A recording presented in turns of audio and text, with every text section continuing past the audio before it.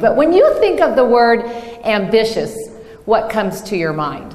Power hungry, running over other people to get what you want, doing whatever it takes. Sometimes I think that the word ambitious has a negative view. But actually Webster says in the dictionary that it is having or showing a strong desire and determination to succeed, eagerly desirous of obtaining success, power, wealth. That's what we're talking about, right? So it seems to me that if you want to have power, success, and money, you better be ambitious. And my talk today is based on a woman, 64 years old, who made the news last September when she was the first person ever to swim from Cuba to Florida without a shark's tank. Now, you really have to be ambitious, I think, to be able to do that.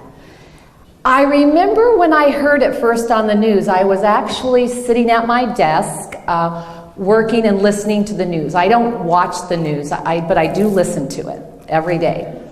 And all of a sudden, all this cheering and clapping was going on, and it caught my attention. I turned around. I think I have eyes in the back of my head, but I had to turn around and look up, and I saw this older woman emerging from the ocean like a mermaid, like kind of an older mermaid, but she was still beautiful. And people were cheering, and she walked up onto the shore, not saying a word. You could tell her face was blistered with sun and wind, and she had all these blisters all over her lips. Anyone see that interview when it first happened? I thought, my God, what was going on? And then she got to the sand and top of the beach, and she slowly took her cap off, and she proclaimed, I have 3 messages for you today. Number 1, never ever give up. Number 2, you're never too old to chase your dreams. And number 3, this looks like a solitary sport, but it is a team effort. So in the next few minutes, I want to take those 3 messages, and I want to see how they might relate to our life, our business, success, and wealth. Number 1, never ever give up. On the 5th attempt, 110 miles, 53 hours later, Diana Nyad reached the shores of the United States. She had made a decision one time to pursue her dreams, and she never gave up. I don't know what you've made a decision to do. Maybe you've made a decision to be a writer, an author, own a business, lose weight. I don't know. Whatever decision you made, make it one time. Don't make a decision every day or every week if you're going to do it. You make a decision one time. You had a dream. You set goals. Never give up on that.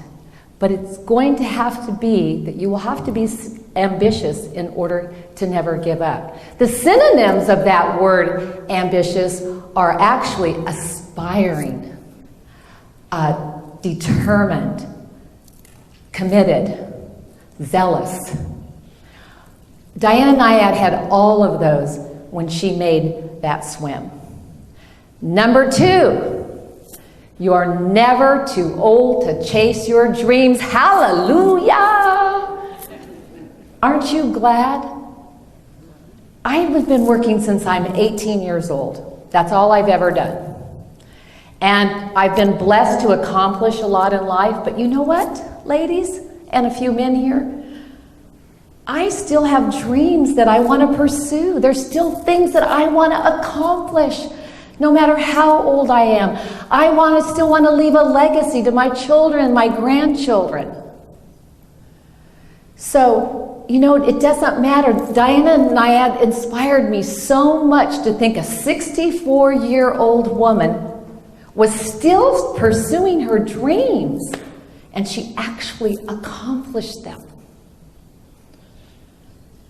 Number 3.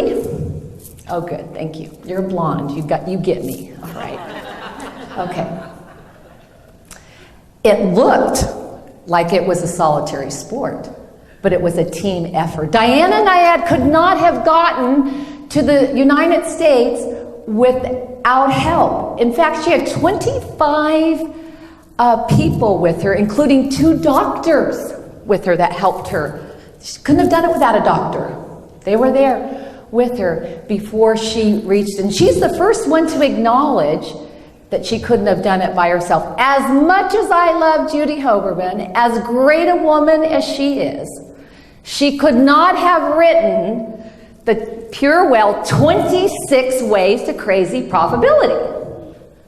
Now, she might have wrote one way or 2 ways, but it took 26 authors, 26 people to make this book, to collaborate all their ideas and all their stories. She could not have done it by herself, and I know she is the first to say that. So it comes down to all these messages.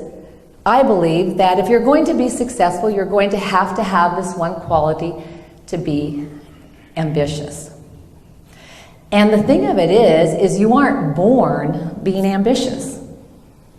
You know, so just get over that part, because people choose to be successful. Successful people choose to be ambitious. It is a choice.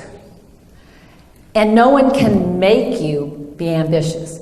You just have to decide and live and do it, and then it will come. I was thinking about, because I wasn't born ambitious, and neither of you, when did I get this ambitious trait? And I look back, and I think it was when I was 18 years old, and it was my first job, and I was hired by General Electric then to be in the order service department, except for I was hired to be the Cardex clerk.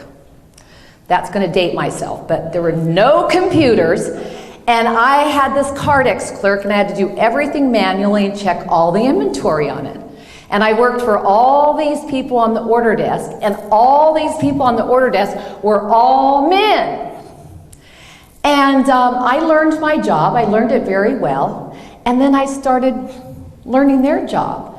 And I would think to myself, I could do what they do. I could do it better than they do. But I would go in periodically to ask if I could have that job when someone left. No. Number one, you're a woman and you're too young. Okay. One day I made a decision. You know what? I'm going to get one of their jobs. I'm going to be ambitious. And you know what I had to do? I had to do what ambitious means. I had to be aspiring. I had to be determined, competitive, zealous. 4 years later, they called me in and said, okay, you can be the first woman ever on the order desk department in Hot Point General Electric. So I think I decided then to be ambitious. But remember, being ambitious does not happen overnight. It's a process. I started it way back then. You know, one of the mantras of Diana Nyad was, find a way. Reminds me of my 24-year-old son. I think Tiffany, Ken, and Mike, you met him, okay? So he's 25 years old, but he lives at home. So he is an adult, but he lives at home. So he has got to do everything I say, like take out the trash, water the flowers, and he usually doesn't like it, but he'll do it. But then once in a while, I'll really need him, and I have a computer crash, or something happens, and I'll ask him to help me, and he'll just look at me like, well, I'm sorry, that just can't be done. I mean, I don't know if I can do that. And I want to just scream and say, find a way! I actually do that. There's got to be a way! And he usually does find a way. But that's what I want to leave you with, is that you've got to find a way to keep pursuing your dreams. Don't let go of it. You made that decision, and it's right there for you. So I'm going to leave you with the last 3 words. Find a way! Be ambitious. Thank you. God bless you.